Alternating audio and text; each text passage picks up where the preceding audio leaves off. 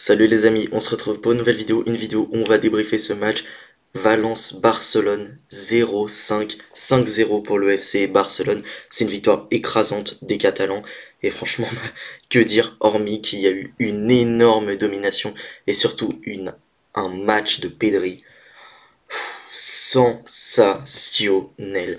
Il y a 5-0 et si on regarde les statistiques, bon, bah déjà on s'y attend un peu, hein, 77% de possession, ça montre la grosse domination des Barcelonais, et pourtant Valence a tenté de mettre le but, a tenté de défendre, et au final les trois quarts des buts viennent de balles en profondeur et de ballons absolument fantastiques envoyés par Pedri. Donc voilà, c'est absolument incroyable. Et si on regarde un petit peu le momentum, les menaces en attaque, on voit que globalement ce FC Barcelone a archi dominé la rencontre. Il n'y a quasiment rien pour Valence qui n'a quasiment pas existé dans ce match. Ils ont que 0,15 XG, seulement 4 tirs. Tandis que de l'autre côté, il y a 2,82 d'XG, 17 tirs, 5 grandes chances. Voilà, c'est absolument dingue. Ce FC Barcelone a totalement écrasé cette équipe de Valence. Mais les amis, avant de poursuivre ce débrief, je vous invite à vous abonner à la chaîne, c'est super important pour moi. Sur ce, les amis, on reprend. Et si on regarde un petit peu les statistiques détaillées, on voit 9 tirs cadrés à 1. Donc certes, les Valenciens ont eu un tir cadré, mais voilà, c'est totalement insignifiant à côté des Barcelonais qui leur sont rentrés dedans en termes de pressing, en termes d'intensité. Ils étaient tellement au-dessus et surtout, j'ai trouvé un Valence particulièrement faible et franchement c'était dur entre Dimitrevski qui fait pas un excellent match, la défense qui a pas été bonne, mais également le fait qu'il y a eu des ballons contrés, des choses comme ça, mais forcément c'est super compliqué et franchement cette équipe, je suis désolé, mais elle a fait un très mauvais match, cette équipe de Valence, et ce FC Barcelone qui en plus de ça, en train de retrouver confiance, a pu totalement écraser cette équipe et donc filer en demi-finale de la Coupe d'Espagne. Mais au final, on voit cette énorme domination des Barcelonais qui, franchement, ont juste écrasé le match. Je l'ai dit physiquement, défensivement également, où vraiment, ils ont été très très peu inquiétés dans le pressing, mais également offensivement, où juste, encore une fois, il y a eu beaucoup de variété dans les actions. Lamine Yamal a encore fait un très gros match. Ferran Torres a été incroyable. Donc voilà, on va parler de tout ça un peu plus en détail.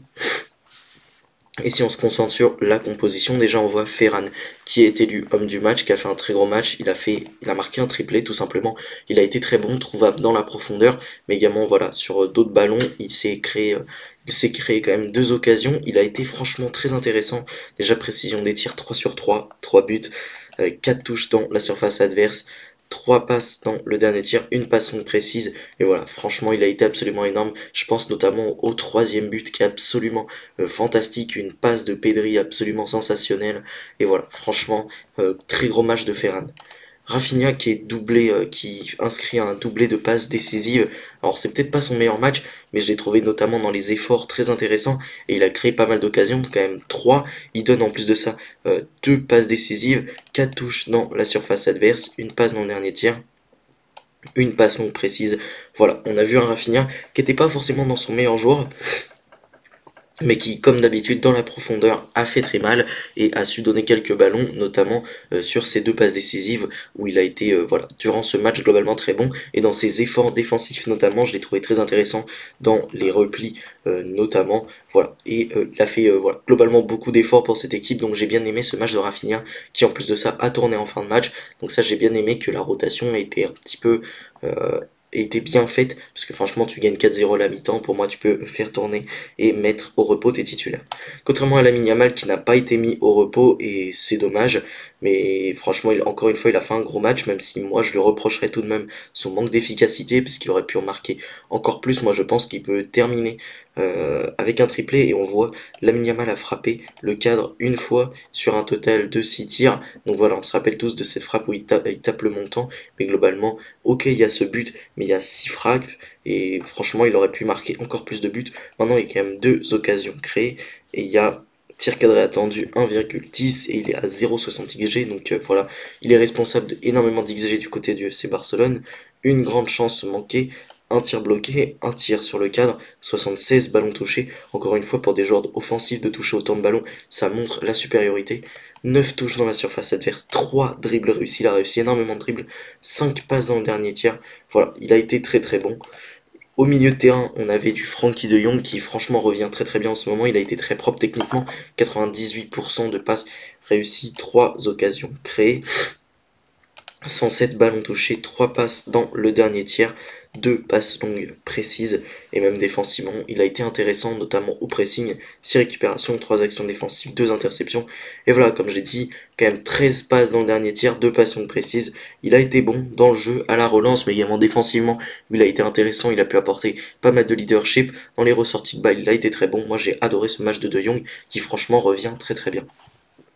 On avait Fermin Lopez qui marque un but, un extrêmement beau but, où justement il contrôle comme ça un petit peu au-dessus à côté du gardien et où il vient finir derrière. 0,89 d'XG évidemment, tout ça renforcé par son but devant le but vide. Il y a quand même une occasion créée, 67 ballons touchés, 4 touches dans la surface adverse, 3 dribbles réussis, 3 passes dans le dernier tiers, un centre et 2 passes longues réussies, même défensivement, 3 récupérations, 2 actions défensives, un tacle, il est pas si mauvais. Donc voilà, défensivement il a eu une bonne activité, mais surtout offensivement, moi ce que j'ai adoré, bah, c'est encore une fois la capacité de projection de ses milieux de terrain, et notamment de Fermin Lopez, qui encore une fois s'est projeté assez haut ce soir, et qui a été franchement intéressant. On avait presque finalement un 4-2-3-1, comme à l'habitué, où on a un milieu offensif qui monte très haut, et en l'occurrence, le petit Lopez, le petit Fermin, a été bon dans ce rôle, mais voilà, c'est vrai que là on voit un 4-3-3, mais pour moi c'était plutôt un 4-2-3-1 ce soir, et franchement il s'est projeté, et il a pu apporter beaucoup de danger offensivement, donc ça c'est très intéressant. On a évidemment commencé à parler de Pedri en début de vidéo, il a été absolument sensationnel, il a subi le plus de fautes dans le match, mais en même temps il a gagné le plus de duels, il est à une passe décisive, 92% de passes réussies, une occasion créée. 81 ballons touchés, mais un dribble réussi, 12 passes dans le dernier tiers et 5 passes longues précises, justement sur le but de Fermin Lopez, où franchement la passe est monstrueuse, mais également sur le but de Ferran, où il est décisif, puisqu'il envoie sur Rafinha, qui derrière décale pour Ferran. Donc voilà, franchement, énorme match de la part de Pedri. Et voilà, un tacle réussi, 2 dégagements, un dégagement de la tête, 2 interceptions, 8 actions défensives, 3 récupérations. Encore une fois, il a eu une énorme activité défensive. Et en plus de ça, il est sorti assez tôt, à la 64e, à la place de Dani Olmo, Marc Casado, qui sont entrés. On a eu également le petit Hector Fort. Voilà, il y a eu de nouveau des entrants également. Inigo Martinez qui retrouvait un peu les terrains, ainsi que Dani Olmo après sa blessure. Donc voilà, ça faisait plaisir de les revoir, les deux là. Dani Olmo a pas fait une entrée absolument remarquable. Par contre, Inigo Martinez a été très intéressant à ce poste de défenseur central, aux côtés de Eric Garcia, puisque Cubarsí est sorti assez tôt. Pas que Cubarsí ait fait un mauvais match selon moi, mais concrètement, il n'y a rien à retenir, notamment de la défense du FC Barcelone, parce que cette performance elle est correcte défensivement, mais surtout ils ont été extrêmement peu inquiétés. On avait quand même Baldé qui a donné une passe décisive. Voilà, franchement il a été bon également, notamment sur son apport offensif. Il donne la passe D, une passe absolument splendide pour Ferran Torres sur le premier but. On a Koundé également qui a été toujours très solide défensivement, 3 récupérations, 6 actions défensives, 4 dégagements, et qui s'est en plus de ça pas mal projeté comme à son habitude, donc c'était très bien. Eric Garcia qui a fait un match très intéressant, voilà, 3 passes précises, 13 passes dans le dernier tiers, à la relance il a été bon, et voilà, 4 récupérations, 6 actions défensives, 2 dégagements de la tête, 3 dégagements, un blocage et un tacle réussi. C'est un très gros match de la part d'Eric Garcia. Donc voilà, j'ai adoré cette performance barcelonaise qui franchement, encore une fois, a totalement écrasé cette équipe de Valence. Bon bah voilà, les amis, ce débrief est terminé. Le FC Barcelone va jouer ce week-end face au FC Séville. On a également le Real Madrid qui devrait jouer face à l'Atlético Madrid ce week-end. Je crois que c'est samedi soir qu'ils vont jouer. Donc voilà, je vous débrieferai ces matchs qui vont être évidemment super intéressants à suivre. Et voilà, j'espère que vous avez aimé ce petit débrief. Globalement, il n'y a pas grand-chose à dire, hein, puisque le FC Barcelone a juste totalement écrasé la rencontre. Et franchement, en tant que Parisien, si on se retrouve contre eux en huitième de finale, ça annonce la couleur et ça fait assez peur de voir que même sur le banc, il y a des joueurs qui sont très concernés comme Ferran Torres, car oui, c'est habituellement un joueur sur le banc. Donc voilà, ça prouve que justement, ce FC Barcelone est une équipe très complète, capable de faire mal, même avec des joueurs de son banc. Les amis, j'espère que cette vidéo vous a plu, si c'est le cas, n'hésitez pas à la liker, à la commenter, et surtout à vous abonner à la chaîne, c'est super important. Sur ce, salut les amis, à la prochaine.